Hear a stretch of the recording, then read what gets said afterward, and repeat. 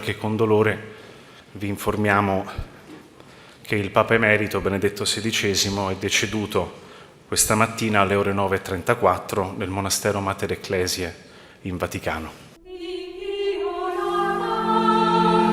El Papa Emérito Benedicto XVI, de 95 años, falleció el 31 de diciembre de 2022 a las 9:34 en el monasterio Mater Ecclesiae del Vaticano. Un hombre de una sencilla familia de Baviera, partícipe del Concilio Vaticano II, profesor de universidad, arzobispo, cardenal, prefecto de la Congregación para la Doctrina de la Fe, donde no dejó ningún problema fuera, un teólogo reformista y un papa innovador, una persona de diálogo, tímida, sencilla, buscador de la fe y sobre todo, humilde trabajador de la viña del Señor. El Papa Benedicto XVI se caracterizaba porque era muy afectuoso. En los encuentros personales, cuando le saludabas, te cogía la mano tuyas entre las suyas, las tenía apretadas, centraba los ojos en ti y te daba la impresión de que no tenía nada ni nadie que le ocupara su atención más que tú mismo. Y luego era muy capaz de escuchar, te decía algunas palabras de aliento y yo le saludé al poco tiempo de ser nombrado obispo. Me recuerdo que en el 2004, año víspera de ser su elección, en el mes de, me parece que era agosto, fui con otros 2 sacerdotes de la diócesis a Roma y dando un paseo por la zona del Borgo Pío nos encontramos con el cardenal Ratzinger y bueno, pues espontáneamente me salió el saludo, ¿no? Y lo que recuerdo primero de él fue que se sonrojó, se notó como una timidez, ¿no? en su persona. Y en ese momento nos presentamos los 3, le dijimos que éramos de España, nos preguntó que de qué zona de España, le dijimos del norte y entonces se quedó mirando y nos dijo, entonces frío. Y yo en aquel momento era párroco de Matamorosa, por tanto fui el que espontáneamente le dije que un sí como muy decidido porque en Matamorosa se pasaba bastante frío. Y ahí estuvimos... Nada, fueron unos minutos de diálogo con él, pero se le notaba una persona realmente humilde y muy tímida. Coincidió con mis años de estudio en Roma y esa estampa que han hecho ahora muy popular de verle cruzar la plaza de San Pedro de sotana y todo negro, que tú creías que era un cura normal y era un cardenal prefecto de una congregación y que si te parabas y le saludabas, te atendía cortésmente y muy humildemente, quiero decir que nunca se daba pose de cardenal. ¿Y entonces qué pasa con Dios? Que lo vamos como arrinconando. Óscar Lavín es sacerdote de la diócesis de Santander, a la vez que director del Instituto de Teología a Distancia. Profesor de teología, imparte clases de religión en el Colegio Santa María Micaela y conferencias en diversas parroquias. Hombre, como joven teólogo pues era muy famoso. Ratzinger era siempre de los autores que te aparecen en la teología, que uno lee, pero tuve un encuentro más personal en un congreso que ya no recuerdo la temática, creo que era sobre la familia, en la Universidad del Laterano, en Roma, una de las diferentes universidades que hay. En la Universidad del Laterano, que tienen la especialidad de matrimonio y familia, tenían un congreso y habían invitado al cardenal Ratzinger a dar una ponencia y allí que nos acercamos a escuchar a Ratzinger y bueno, pues me impresionó porque siempre queda un recuerdo de cuando fue a intervenir, pues dijo que no había tenido tiempo de preparar la intervención y que bueno, pues iba a dar 2 pinceladas, estuvo hablando 10 minutos sobre casi agradeciendo la visita y animando a la reflexión, pero bueno, no deja de ser, te quedas así un poco como sorprendido de la humildad de un hombre que, bueno, que podría hablar del matrimonio y la familia pues 1 hora perfectamente, ¿no? Pero la humildad de reconocer que no había tenido tiempo para preparar la intervención que se le pedía. Bueno, si se puede decir, ver personalmente, ha sido en 2 ocasiones. La primera vez fue en Colonia, la JMJ de Colonia, y además fue un encuentro que nos cruzamos, estábamos esperándole y de esa vez que ves a un hombre le vi como bueno, bondad, es lo que percibí. Y luego la segunda vez en la JMJ de Madrid. en esa hora santa, en esa vigilia de oración impresionante, donde realmente me llegó al corazón. Su actitud, su talante, su estar, todo, todo. Con mi esposa viajamos a Roma y allí recibió varios matrimonios y el Santo Padre, ya Benedicto XVI, nos recibió.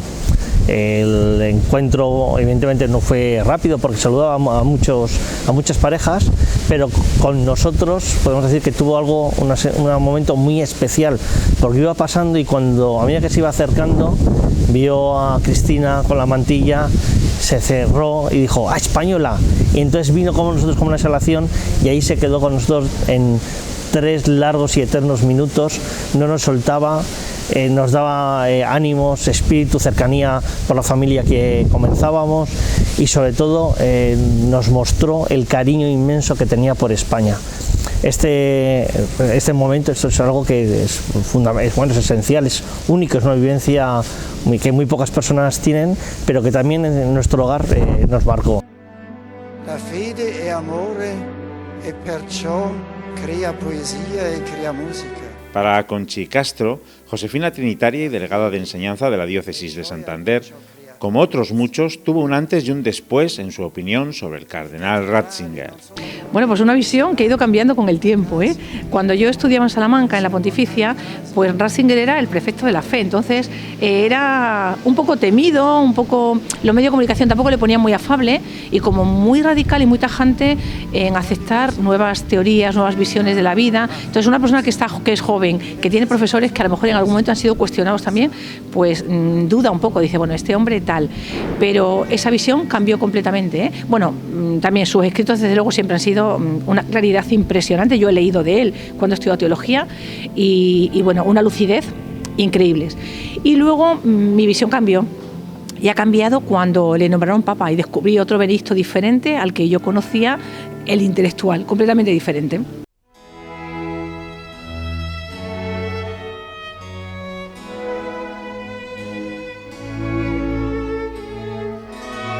El 7 de enero se celebró en las diócesis españolas la misa funeral por el sucesor de Pedro.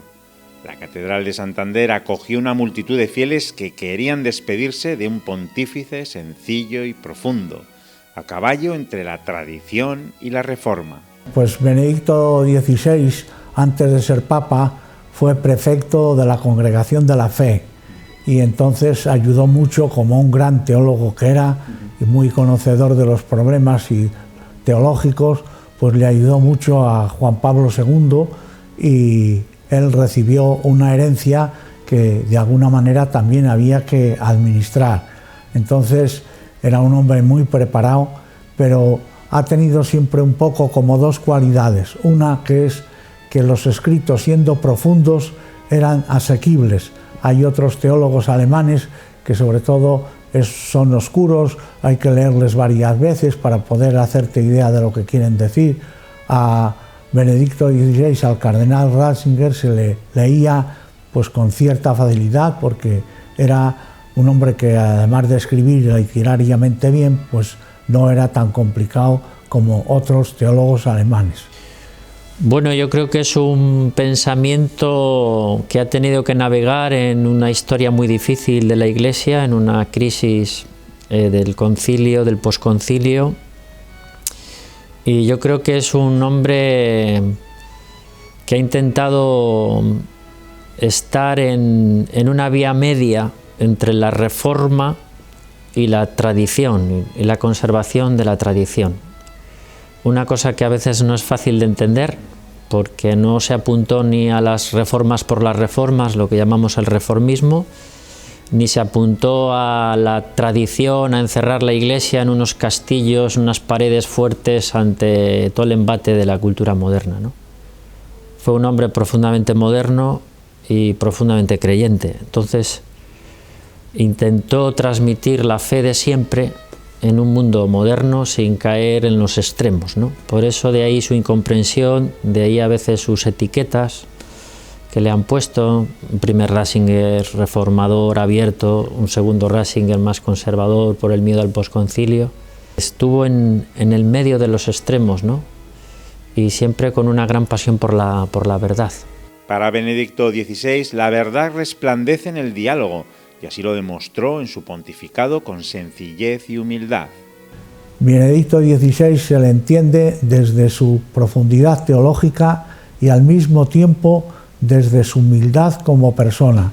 No es un teólogo de los que se lo creen, de los que quieren sentar cátedra, sino que era muy capaz de escuchar a la cultura actual, que muchas veces pues, se opone a la fe, y era capaz de dialogar con gente que no era creyente. También en su pontificado pues, hizo una labor de mucho diálogo con las iglesias separadas, con los protestantes o con otras religiones, con el islamismo, con el judaísmo, muchos campos que le tocó él seguir la estela que había abierto el Papa Juan Pablo II. Él, que hace una teología muy dentro de los parámetros, de los elementos de la Iglesia, como son la escritura, la liturgia, la tradición y los padres de la Iglesia, se imbuye en esa fe creyente a lo largo de los siglos, pero la intenta transmitir al hoy, a nuestro hoy, ¿no?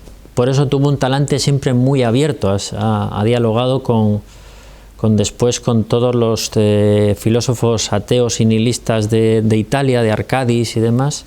Tuvo que poner un poco los puntos sobre las íes en algunos temas dogmáticos, y lo hizo siempre, pero con sumo cuidado de no herir, de no levantar ampollas, sino todo lo contrario, hacerlo con caridad, hacerlo con humildad, pero hacerlo también con la fortaleza que da el que el Papa es el que tiene que cuidar el depósito de la fe y tiene que ser firme en los puntos en que no puede ser débil.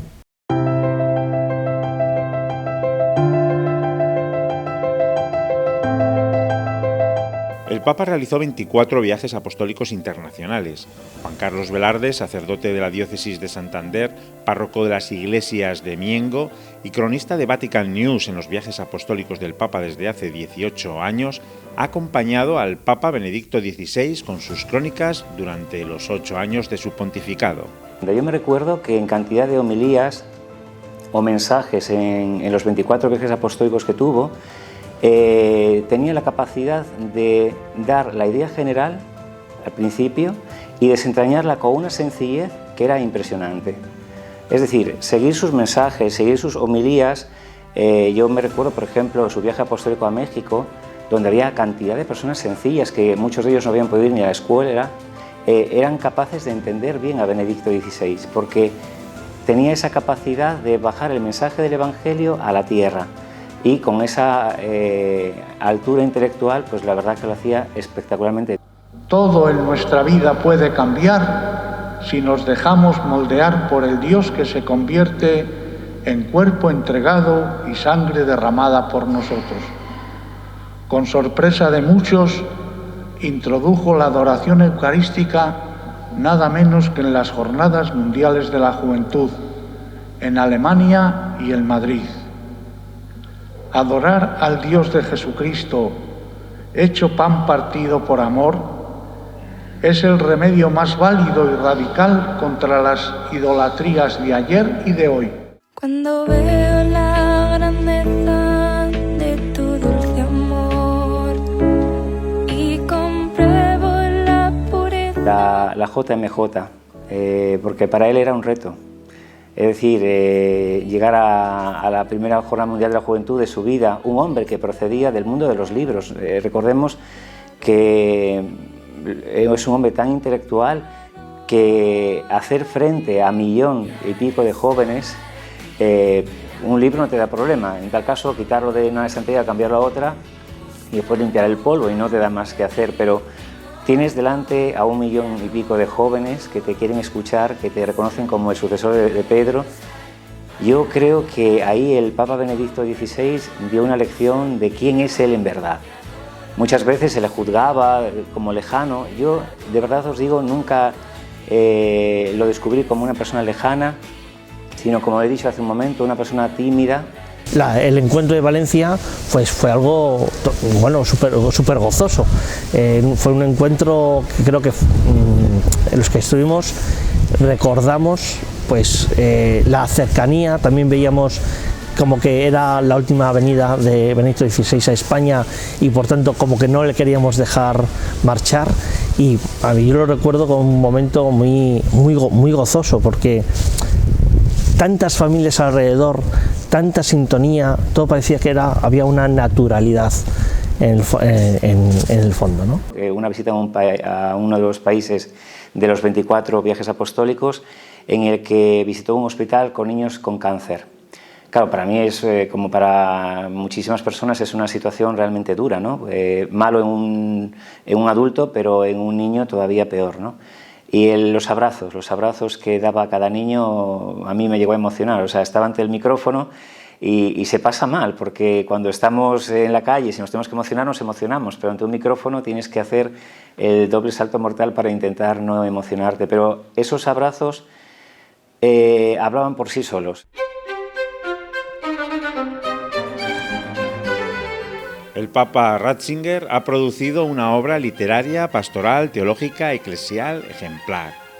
Desde La sal de la tierra y el novedoso libro Entrevista con Messori, Informes sobre la fe, hasta la trilogía sobre Jesús y las últimas entrevistas con Sigwald, pasando por las encíclicas. No preveíamos que él ya tenía previsto el escribir 3 encíclicas y precisamente sobre las 3 virtudes teologales: fe, esperanza y caridad.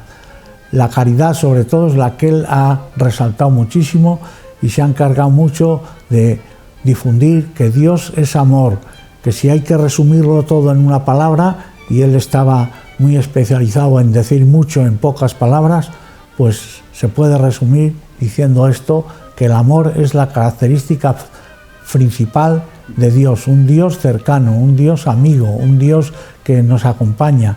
El que cree, llegó a decir en Alemania, y lo hizo un poco como el lema de su viaje, nunca está solo, nunca puede sentirse solo. El corazón de la fe, es decir, el encuentro con la verdad y el amor es lo que a nosotros nos posibilita para que nosotros podamos dar una luz a todas las preguntas humanas, políticas, económicas, sociales que tenemos en nuestra vida, ¿no? Deus Caritas Es, Spe Salvi o Caritas in Veritate, y más adelante ya con el Papa Francisco, Lumen Fidei, conforman una trilogía en la que las 3 virtudes cardinales conforman el hilo conductor fundamental para que los laicos nos fijemos, enraicemos, tomemos y bebamos para estar en la vida pública. Y luego esta conjunción de la verdad y la caridad es muy importante, porque la caridad sin verdad es una caridad falsa y es una caridad que no tiene valor. Y la verdad sin caridad es imponer, y no se consiguen los efectos que vencerás, pero no convencerás.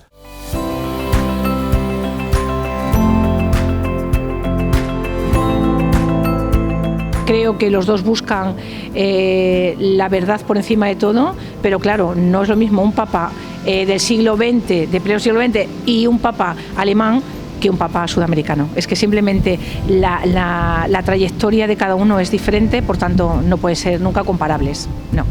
Pero tampoco los veo enfrentados en ningún momento, ¿eh? Creo que no, creo que de ninguna manera. Hay que respetar también que cada uno es lo que es, la impronta, pero por encima de lo que cada uno es, hay una misión a la que se sienten llamados, que es la misma. Entonces yo creo que eso no ha cambiado. Como hay una continuidad de Juan XXIII, Concilio, Pablo VI, Juan Pablo I, Juan Pablo II, Benedicto y Francisco. Hay una continuidad que para mí se llama el concilio. Pero también hay una lectura dentro de la Iglesia, como él bien decía, de ruptura, de que el concilio tiene que suponer una ruptura con lo anterior para que la Iglesia se abra y se transforme totalmente al mundo moderno. Ahí Ratzinger diría que no, que hay que estar en la tradición, en la conservación de la fe y transmitirla hoy para que haya una continuidad y el hombre de hoy se enfrente a la fe de siempre. Entonces, en ese sentido, sería un conservador, pero también es un reformador, porque él es consciente de que hay que decir al hombre de hoy la fe en su mentalidad, en su forma. Entonces hay que reformar lenguajes, hay que reformar prácticas.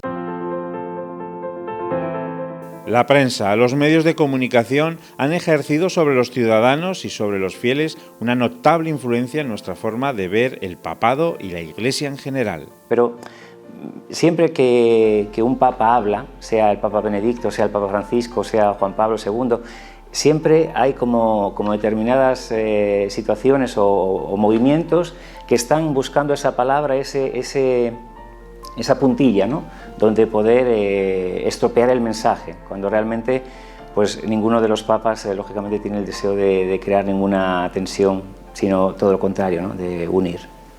¿Quién es mejor, Messi o Maradona? ¿Maradona o Pelé? ¿La derecha o la izquierda? ¿Lo conservador o reformador? Y eso está siempre como en oposición, siempre hay que quedarse con uno, ¿eh? Entonces el Ratzinger, yo creo que el de los medios de comunicación es un poco el Ratzinger de los opuestos, ¿no? Cuando él, en el transitar de toda su historia, del concilio al posconcilio, ha intentado conservar y vivir la fe de la Iglesia, tradición, conservación, puesta al día en el hombre de hoy, reforma.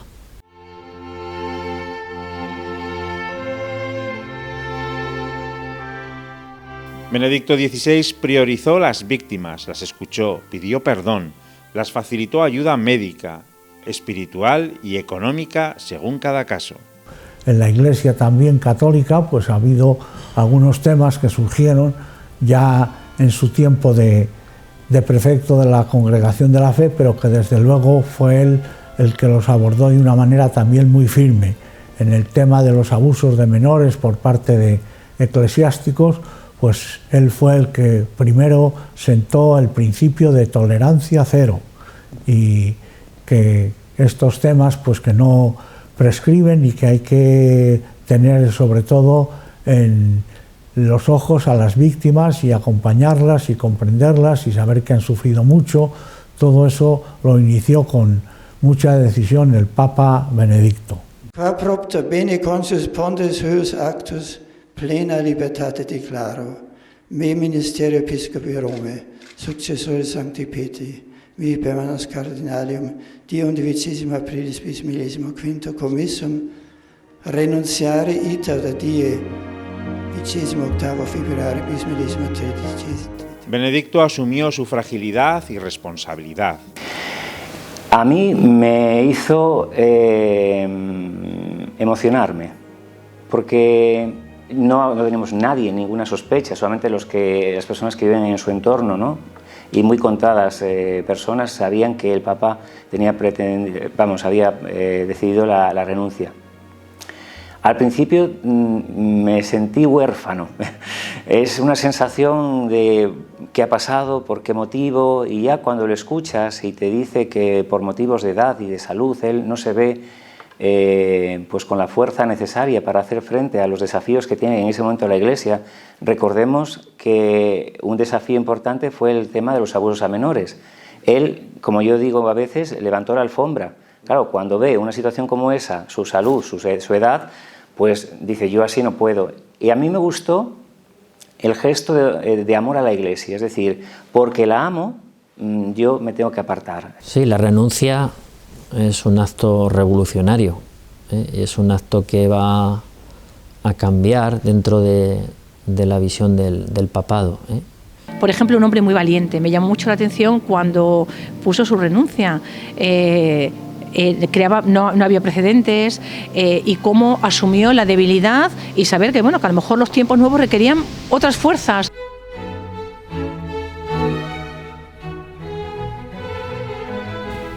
Estos años de emérito ha sabido también estar oculto, callado, orando y sus intervenciones han sido mínimas y nunca ha pretendido incidir en la vida del Papa actual, el Papa Francisco. Es un Papa que diagnosticó los problemas de fondo e intentó dar una luz larga, que él, por sus años, cuando llega a ser pontífice, cuando llega a ser papa, pues era consciente de que no tenía tiempo para cometer grandes empresas, ¿no? Pero sí que nos deja ahí un poquito su análisis, su luz, su ser creyente, y su apertura al diálogo con todas las personas, ¿no? Especialmente con aquellas que no comparten nuestras convicciones. Pero ¿cómo conocer al Papa Ratzinger sin injerencias, sin influencias? Yo también invito a que, a propósito de su muerte, que alguno que no ya haya ido, que vaya directamente a sus escritos, a sus discursos, a sus libros, a las biografías que se han publicado de él, 2 que hay, que son magníficas las 2. La última coincidió ya un poco en el final de su pontificado y es una biografía muy interesante y muy completa. El descubrir a Benedicto XVI como es, a que no se deje influenciar por distintos medios que quizás lo trataban como el pastor alemán, en el sentido más malo, ¿no? Sus escritos se entienden muy bien, no hace falta ser especialista en teología. Si tiene categoría suficiente como para que algún día sea designado padre de la Iglesia o doctor, pero creo que primero hace falta sobre todo declararle santo y que no conviene, yo también creo que es mejor que los papas también se sometan al proceso normal para la canonización, y lo de santo súbito pues es un deseo que muchos sentimos, pero que no hay que fiarse solo de los sentimientos y de los deseos, sino que hay que dejar que la Iglesia siga los pasos que tiene que seguir para la canonización y para declarar a uno doctor de la Iglesia. Pero el doctor de la Iglesia no solamente creo que debe decidirse por sus grandes palabras, sus grandes conceptos, sino por el servicio a la Iglesia. Es decir, los conceptos, las ideas que Benedicto XVI defendió en sus obras, pero también en vida, con su magisterio, se hicieron realidad. Son prácticas para el cristiano de hoy. Pero no lo dudo que algún día, a lo mejor yo no lo conozco, pero será declarado o doctor o padre de la Iglesia. Benedicto XVI, a lo largo de su vida y como pastor de la Iglesia Universal, nos dejó herramientas para evangelizar el mundo actual y venidero. Bueno, pues yo creo que todos estamos llamados, por el ejemplo que nos ha dado, a combinar estas 2 cosas, a procurar un diálogo con el mundo moderno, con la cultura actual, sin tenerla miedo, y también aportando todo lo que la fe nos dice que enriquece la humanidad, enriquece el humanismo, y por otra parte la sencillez, la humildad, el no querer imponer, el ser alguien que expone pero intenta convencer y no vencer. Benedicto XVI ha tendido un puente a la Iglesia entre la modernidad actual que vivimos y lo que nos depara el futuro. Benedicto, fiel amigo del esposo, que tu gozo sea perfecto al oír definitivamente y para siempre su voz.